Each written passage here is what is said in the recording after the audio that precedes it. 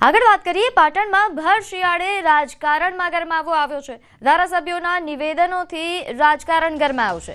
MLA Kirit Patel અને લવિંગજી વચ્ચે આક્ષેપોની હોડ જામી રહી છે।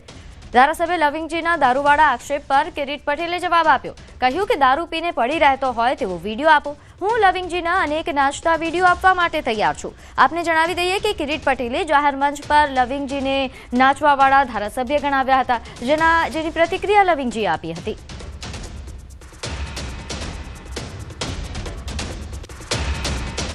મિસ્ટર કિરીટભાઈ, તમે શું કરો છો એ તમારા આત્માને પૂછજો, કારણ કે મને ખ્યાલ છે કે તમે શું કરો છો એ દારૂ પીને જેમ ફાવે બોલવું, પડ્યું રહેવું અને ન ખાવાનું ખાવાનું ભલા માણા।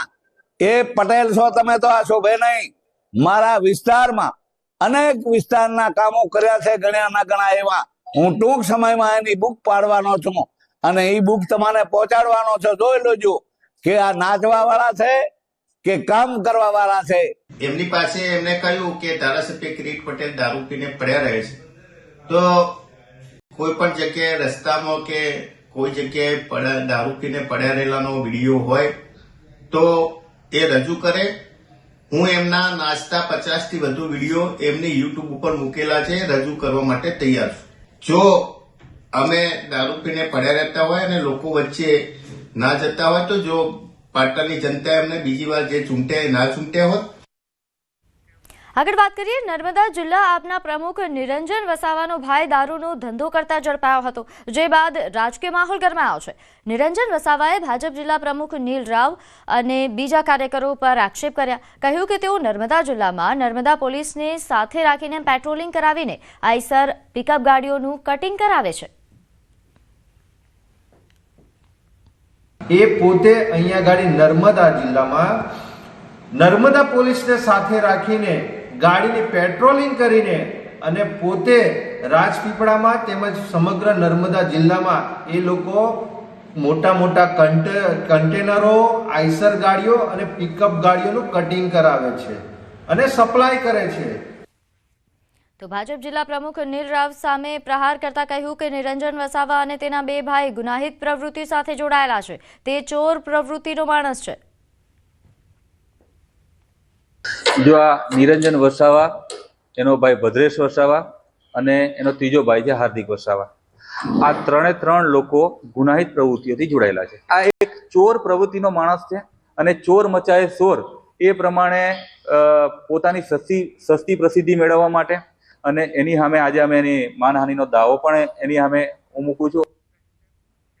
સાંસદ હરિભાઈ પટેલે લોકસભામાં શૂન્યકાળ ગુજરાતમાં અમેરિકન વિઝા સેન્ટરની માંગ કરી। નોંધ્ય છે કે શૂન્યકાળ દરમિયાન તેમણે આ માંગ કરી। ગુજરાતમાં અમેરિકન વિઝા સેન્ટર ઉપલબ્ધ થાય તેવી તેમના દ્વારા માંગ કરવામાં આવી, કારણ કે ગુજરાતીઓને વિઝા માટે મુંબઈ અને દિલ્હીનો ધક્કો ખાવો પડે છે। તો ગુજરાતમાં અમેરિકન વિઝા अमेरिका का एक भी वीजा सुविधा सेवा केंद्र नहीं है, जिसके कारण यहाँ के नागरिकों को वीजा आवेदन और अन्य सुविधाओं के लिए दिल्ली, मुंबई या चेन्नई अमेरिका का वीजा सुविधा सेवा VFS केंद्र खोला जाए, ताकि महसाणा लोकसभा क्षेत्र के साथ साथ पूरे उत्तर गुजरात राज्य के नागरिकों को सुगमता और सुविधा प्राप्त हो सके।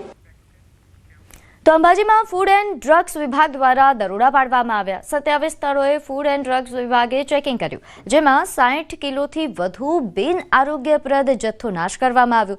ફૂડ એન્ડ ડ્રગ્સ વિભાગની 3 ટીમો મોડી રાત સુધી કામગીરી તેમણે કરી હતી અને અંબાજીમાં અવારનવાર ફૂડ એન્ડ ડ્રગ્સ વિભાગ દ્વારા આ રીતે દરોડા પાડવામાં આવે છે। ફૂડ સેફટીને લઈને યાત્રાધામ પર તંત્રની ખાસ નજર છે।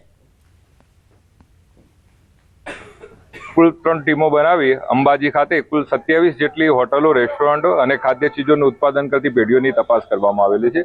તપાસ દરમિયાન બિન આરોગ્યપ્રદ જોવા મળેલ 60 કિલોગ્રામ જેટલો ખાદ્ય ચીજોનો જથ્થો નાશ કરવામાં આવેલ છે। તો આ તરફ યાત્રાધામ ડાકોર ખાતે પણ ફૂડ એન્ડ ડ્રગ્સ ડિપાર્ટમેન્ટે ડ્રાઈવ યોજી અને ડાકોરની નામચીન ગોટાની દુકાન સહિત ફરસાણની દુકાનોમાં તપાસ કરી।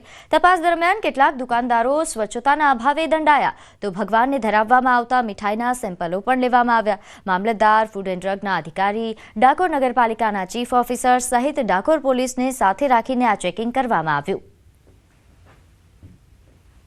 તપાસમાં એવું છે કે ડાકોર આપણું રણછોડરાય મંદિર છે એની આજુબાજુ જે ખાણીપીણીની હોટલો અને સ્વચ્છતા એના માટેની ડ્રાઈવ હતી. નગરપાલિકાની ટીમ અને ફૂડ એન્ડ ડ્રગ્સમાંથી ઇન્સ્પેક્ટર આવ્યા હતા. બધાના સેમ્પલ લીધા છે અને સ્વચ્છતા બાબતે નગરપાલિકા દ્વારા દંડનીય કાર્યવાહી કરવામાં આવી છે.